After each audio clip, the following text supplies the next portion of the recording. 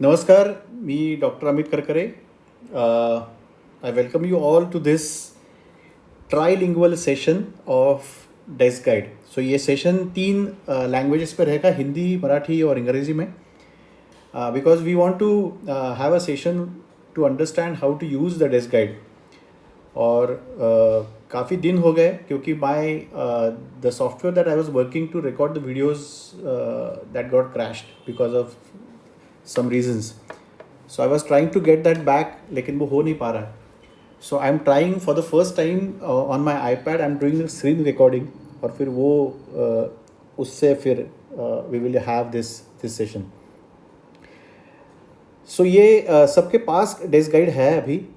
जिनके पास नहीं है वो 34वां जो हमारा एपिसोड है इससे पहले वाले का, वो 34वें एपिसोड में डिस्क्रिप्शन बॉक्स में मैंने वो लिंक दिया है. वो लिंक पे जाके पीडीएफ आप डाउनलोड कर सकते हैं. इट्स अ 2-पेज पीडीएफ जिसको आप you can take a print out और फिर उसको आप लैमिनेट करके रख सकते हो. Because that's a very ready reckoner और ready to use desk guide that describes all the 38 remedies and their indications. ज्यांना ज्यांना मिळालं आहे डेस्क गाईड त्यांच्याकडे तर आत्ता ते असेल, ते घेऊन बसा.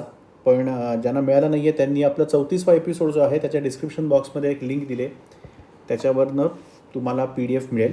PDF समजा तुम्हाला कळत नसेल कसं डाउनलोड करायचा तर मला सरळ ईमेल पाठवा. आपला ईमेल ID प्रत्येक आधीच्या व्हिडिओजमध्ये खाली दिलेला होता, swaroopclinic@gmail.com. त्याच्यावरनं तुम्हाला मी PDF पाठवू शकेन. पण शक्यतो डाउनलोड करून घ्या. लिंक पाठवलेली आहे 34th एपिसोडमध्ये, 34व्या एपिसोडमध्ये.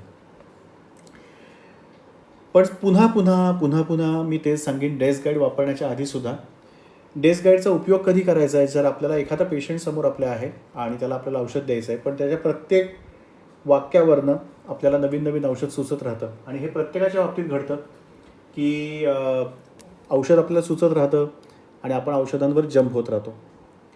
सो ये जो जंपिंग टू मेडिसिन्स है, कोई भी पेशेंट कुछ भी बोलता है, हर एक लाइन, हर एक स्टेटमेंट, हर एक फीलिंग हमें एक रेमेडी की याद दिलाती है. And then we make a combination और we make a list of 15-20 remedies. ये हर एक के साथ होता है. ये मेरे साथ भी होगा अगर वो मैंने उसी प्रकार से काम किया तो उसका जो रुझान है, उसका जो सॉल्यूशन है वो ये है कि we should use the positive quality and negative quality method, जो मैं बार बार हर एक एपिसोड में बोलता आया हूँ. So don't try to remember the remedy names, just remember their indications. And you have to just remember first, whenever the patient starts talking to you, you just have to remember कि what do you want to increase and decrease in this patient. ये सबसे important है. भूलना actually important है. हम काफ़ी चीज़ें भूल जाते हैं, लेकिन जब भूलने की एक्चुअल पॉजिटिवली भूलने की जब बारी आती है तो हम वो नहीं कर पा रहे हैं और इसलिए प्रॉब्लम में जा रहे हैं. So never forget this कि try to don't forget to forget the remedy names. This is the key. ये जो है ये की है कि forget your remedy names. Just remember जो मैंने पहले कहा था कि निगेटिव और पॉजिटिव क्वालिटीज़ आपको याद रखनी है जो आपके डेस्क गाइड में दी हुई है. So you have to remember what are the negative qualities of any remedy. Remedy का नाम भी नहीं याद रहा तो भी चलेगा. There are remedies which are dominating, there are remedies who actually domination सह लेते हैं, सबसे डोमिनेशन करवा लेते हैं. ऐसे भी रेमेडीज़ हैं. और ऐसे रेमेडीज़ हैं जो डर जाते हैं. ऐसे रेमेडीज़ हैं वो बिल्कुल नहीं डरते, बिल्कुल सब गलतियाँ करते रहते हैं. सो आपल्याला फक्त एवढंच लक्षात ठेवायचं की प्रत्येक औषधाचे निगेटिव्ह पॉईंट्स आणि पॉझिटिव्ह क्वालिटीज काय काय आहेत आणि त्या पॉझिटिव्ह आणि निगेटिव्ह क्वालिटीज आपल्याला त्या डेस्क गाईडमध्ये दिल्या आहेत. आणि ह्या वापरून आपल्याला कुठल्याही पेशेंटसाठी एखादं बॉच फ्लोर कॉम्बिनेशन तैयार करायचं आहे. सो अगर आपको किसी भी पेशेंट के लिए बैच फ्लोर कॉम्बिनेशन तैयार करना है जो अगर सही जाए ऐसे आपको लगता है, तो पहले पेशेंट के बारे में सोचिए, उसके क्वालिटीज़ के बारे में सोचिए, वो क्या बोल रहा है आपको उसको सुनिए, और उसके बाद आप एक लिस्ट बनाइए कि एग्जैक्टली क्या आपको चेंज करना है. उसके बाद आप रेमेडीज़ की तरफ जाइए. उससे पहले अगर आप रेमेडीज़ के तरफ गए, आपने जंप कर दिया रेमेडीज़ के लिए, रेमेडीज़ के नाम पे, तो फिर गलती हो जाएगी. सो आपल्याला करायचं आहे काय, तर पहिल्यांदा कुठलाही पेशंट आला ना तर त्याला आधी ऐकून घ्या, तो काय म्हणतोय. बरेच वेळा 99% वेळा पेशंट बोलता बोलता सतत त्याला जो सगळ्यात महत्त्वाचा प्रश्न आहे, त्याला ज्या गोष्टी सगळ्यात जास्ती त्रास देत आहेत, सगळ्यात जास्ती बॉदर करत आहेत, त्या तो सारखा सांगत असतो. आपलंही हेच होतं ना. आपण एखाद्या मित्राला भेटलो तर आपल्याला जे फार सध्या कंटाळा येतोय राव, लय बोर होतोय राव सध्या, काय राव सगळं रुटीनच चाललंय राव, काही आयुष्यात घडतच नाही आहे, असं आपण 10 वेळा म्हणतो. आणि हेच आपला त्यावेळेचा बॉदरिंग प्रॉब्लेम असतो आपल्याला, जो बरेच वेळा मी इव्हन होमिओपॅथिक केस टेकिंगमध्ये, क्लिनिकल केस टेकिंगमध्ये सुद्धा पेशंट काय सांगतोय पहिल्यांदा आल्या आल्या त्याने पहिल्या पॅराग्राफमध्ये काय काय काय काय बोलला पेशंट, ते त्याचं खरं पेन असतं. आपण जे नंतर विचारतो ते ते ॲडिशनल गोष्टी असतात. पहिल्यांदा तो आल्या भडाभडा काय बोलतोय ते सगळ्यात महत्त्वाचं आहे. सो जो पेशेंट पहले बोल रहा है ना अपने आप से, आपने कुछ बिना पूछे या फिर सिर्फ आपने पूछा कि क्या तकलीफ़ है, किसके लिए, क्या किस कारण के लिए दवाई चाहिए, फिर वो जो बोलेगा पूरा उसको सुन लीजिए. उससे आपको पता चलेगा कि उनको एक्चुअली क्या बॉदरेशन है. दूसरी बात, it's not only the botheration, लेकिन ये सब को मिला के वो कई बार ऐसे होता है कि पेशेंट फिजिकल प्रॉब्लम्स बोलते रहते हैं. और ये जो फिजिकल प्रॉब्लम्स है,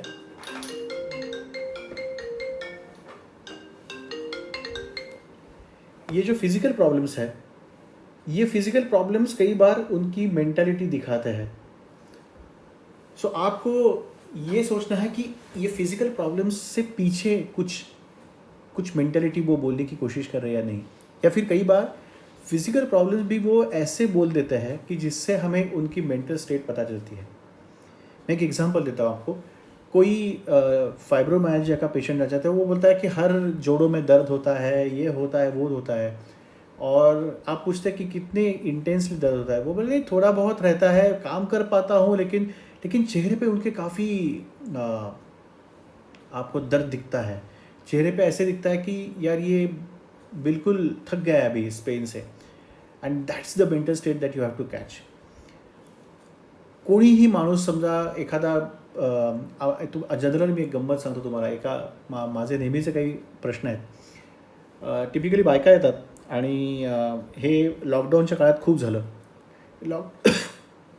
लॉकडाऊनमध्ये खूप लोकांना कामं पडत होती घरात, खूप सारा घरात काम असायचं. घरातलं बघा, वर्क फ्रॉम होम बघा, ऑफिसचं काम बघा, त्यात स्वयंपाक करा, काही वेळा कामवाल्या बायका पण यायच्या नाहीत, अशा वेळी तेही करा. या सगळ्या ह्याच्यामध्ये इतकं काम पडत होतं की खूप काम पडतंय. तर मी एक साधा प्रश्न विचारायचो की हे सगळं सोडून कुठेतरी हिमालयात जावं असं वाटतंय का. तर त्या पेशंट एकदम जम्प करायचं, एक्झॅक्टली डॉक्टर, हे असं वाटतंय आत्ता मला. आणि माझं औषध तयार असायचं. म्हणजे इतक्या फ्रस्ट्रेशन लेवलला गोष्टी गेलेल्या आहेत की अक्षरशः मला आता कुठेतरी जाऊन बसावं असं वाटायचं. मी स्वीट चेस्टनट द्यायचो त्यांना आणि त्यांना इतकं बरं वाटायचं, कारण सगळीकडनं त्रासलो गेलं, मला तर काही सुटका दिसत नाही कशातून, असं जे ते फिलिंग आहे ते स्वीट चेस्टनटचं फिलिंग मला नाही. ज्याला कोणाला सगळं सोडून चला हे सगळ्याचा त्याग करूया आणि हिमालयात जाऊन बसूया. स्वीट चेस्टनटच्या औषधामध्ये सतत काही मरणाचेच विचार आले पाहिजे असं नाही. जे काही ही मोहमाया आहे आपल्या आजूबाजूला ती सगळी सोडून कुठेतरी हिमालयात जाऊन बसणं असं जर वाटायला लागलं तर ते स्वीट चेस्टनटच आहे एक प्रकारे. आणि स्वीट चेस्टनट इतका सुंदर फरक पडायचा त्या पेशंट्सना. तर आपल्याला लक्षात काय ठेवायचं आहे की पेशंटला समजून घ्यायचं आहे आधी, त्याला काय काय सांगतोय तो नकळत, जास्त बोलता तो काय सांगतोय, या सगळ्या गोष्टी लक्षात घ्यायच्यात आणि त्याच्यातून आपल्याला पुढे जाऊन औषधं शोधायचे. पण त्याच्यासाठी आधी आपल्याला प्रत्येक औषधाच्या निगेटिव्ह क्वालिटीज आणि पॉझिटिव्ह क्वालिटीज या माहिती पाहिजे. औषधाची नावं लक्षात नसली तरी चालतील, पण आपल्या औषधात काय काय देऊ शकतात आणि काय काय कमी करू शकतात हे माहिती पाहिजे. आणि तेच या डेस्क गाईडमध्ये प्रत्येक ह्याच्यात दिलेलं आहे.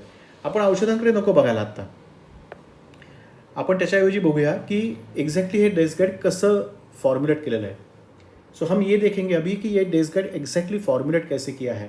So in the first column you get names of the remedies. So ये रेमेडीज़ के नेम्स है. सो ये सब रेमेडीज़ के नेम हैं. उसके आगे ये जो सेकंड कॉलम है, ये second column is core quality of that remedy या फिर core negative quality of that remedy कि एग्जैक्टली ये पेशेंट कैसे तकलीफ़ में जाता है, ये जो रेमेडी है वो कौन सी कोर क्वालिटी को ॲड्रेस करती है. सो सेकंड कॉलममध्ये, पहिल्या कॉलममध्ये तर रेमेडीचं नाव आहे, दुसऱ्या कॉलममध्ये ते औषध एक दोन शब्दांमध्ये त्याचा जो अगदी गाभा आहे ना, तो गाभा पेशंटचा सेकंड कॉलममध्ये डिस्क्राईब केलेला आहे. गाभा.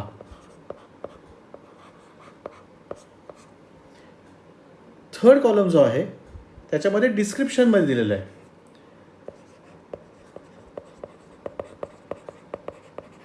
डिस्क्रिप्शनमध्ये विस्ताराने थोड्याफार जरा जास्ती शब्द वापरून त्या औषधाचे निगेटिव क्वालिटीज़ दिले हैं. सो थर्ड कॉलम में डिस्क्रिप्शन में उसके निगेटिव क्वालिटीज़ दिए हैं जो हम कम कर सकते हैं in description in a slightly describe manner.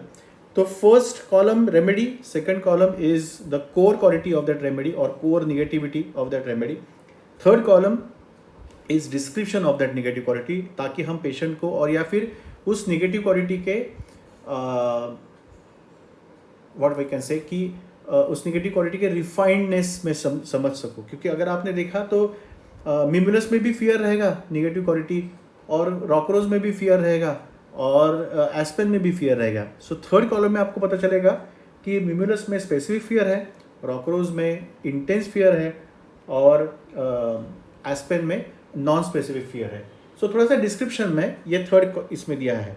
और ये जो फोर्थ कॉलम है ये है पॉजिटिव क्वालिटी, जो आप रेमेडी देने के बाद जो उन पेशेंट्स को मिल जाएगा, जो उन पेशेंट में बढ़ जाएगा, वो फोर्थ कॉलम में है.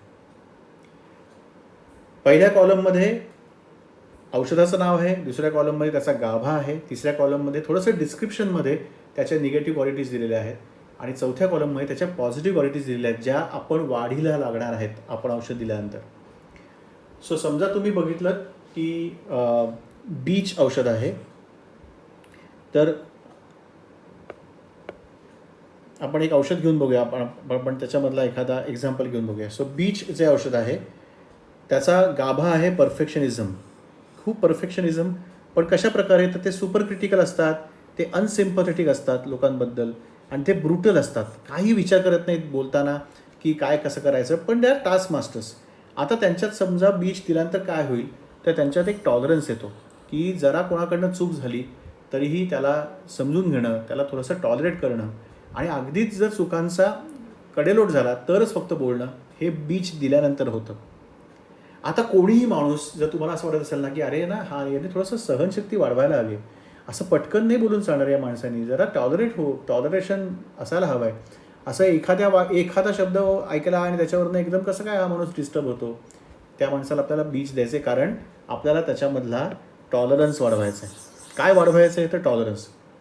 एखादा माणूस समजा तुम्हाला असं वाटलं की फारच बाबा हा माणूस घड्याळाच्या अगदी काट्यावर जगतो, म्हणजे काय, म्हणजे जरा अगदी इकडचं तिकडे झालं चालत नाही, असं पाहिजे तसं पाहिजे, थोडंसं आता इकडे तिकडे होणारच ना आयुष्य म्हटल्यानंतर. सो थोडासा 19-20 तो हो जाएगा जिंदगी है तो. सो थोडंसं फ्लेक्झिबल असलं पाहिजे राव या माणसानी, असं प्रत्येक वेळी कसं काय मनासारखं होईल. सो थोडक्यात काय आपल्याला फ्लेक्झिबिलिटी वाढवायची.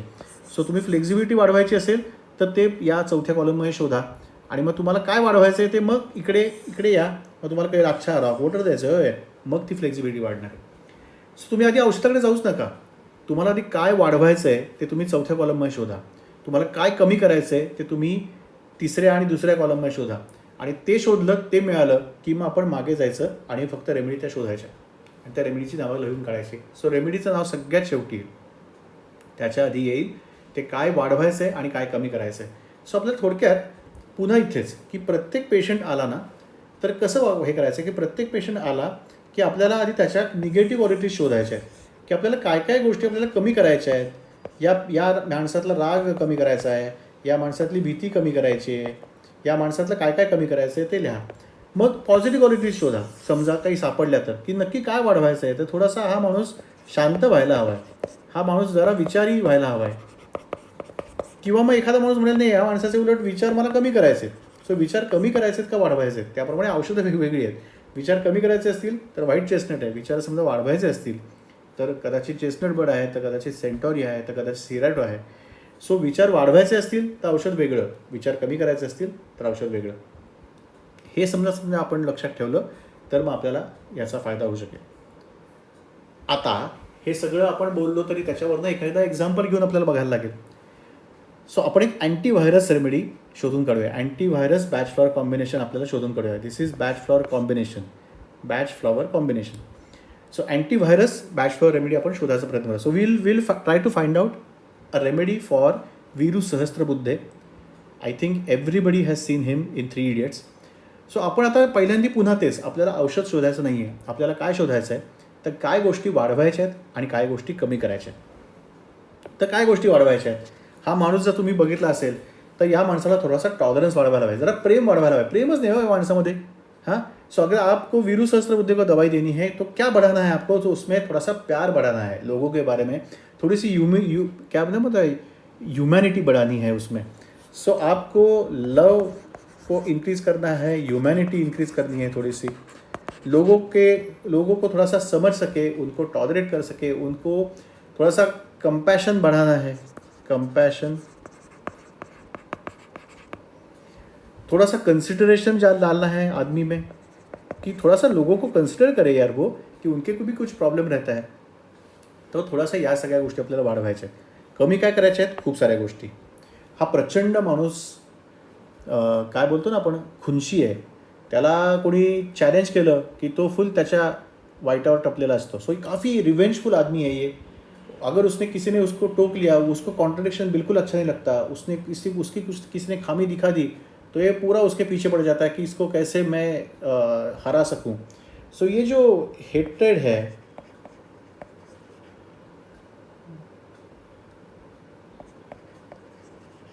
उसको कम करना है हमें. उसका रिवेंजफुल एटीट्यूड जो है, उसका जो कॉम्पिटिटिव नेचर है, सुपर कॉम्पिटिटिव, वो क्रिटिकल है काफ़ी.